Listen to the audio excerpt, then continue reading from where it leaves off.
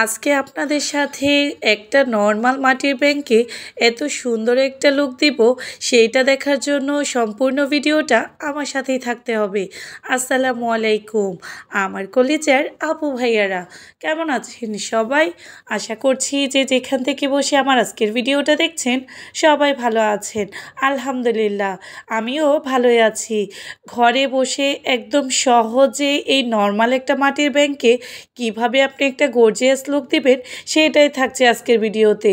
সম্পূর্ণটা সুন্দরভাবে আপনাদের দেখানোর চেষ্টা করব। এই ভিডিওটার রিলসগুলো আপনারা আগেই দেখে ফেলেছেন। অনেক আপুরাই এটার লং ভিডিও চেয়েছে, তাই আপনাদের সাথে আজকে লং ভিডিওটা শেয়ার করা।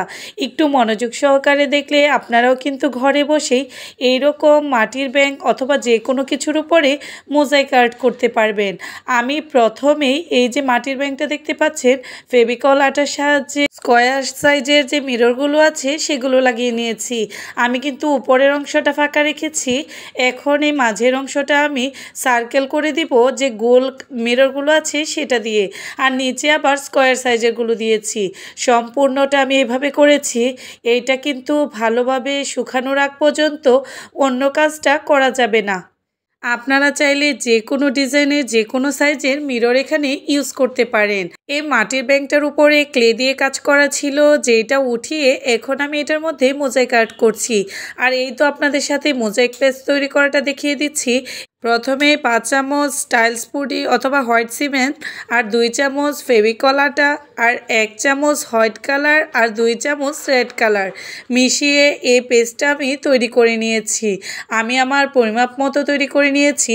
আপনারা চাইলে কালারটা ডিপ অথবা হালকা করার জন্য পরিমাপ মতো দিয়ে নিতে পারেন। এইটা আপনারা দেখতেই পাচ্ছেন একটু ক্রিমিভাবে তৈরি করেছি।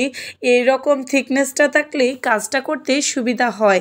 যেই দিক দিয়ে টাকা ফেলে সেই জায়গাটা আগে আমি কাগজ দিয়ে লক করে রেখেছিলাম। আর হাতের সাহায্যে এটা আমি কভার করে নিয়েছি। আপনারা চাইলে শক্ত কোনো কার্ডের সাহায্যে ওইটা করে নিতে পারেন, কিন্তু হাত দিয়ে করতেই আমার কাছে বেশি ভালো লেগেছে।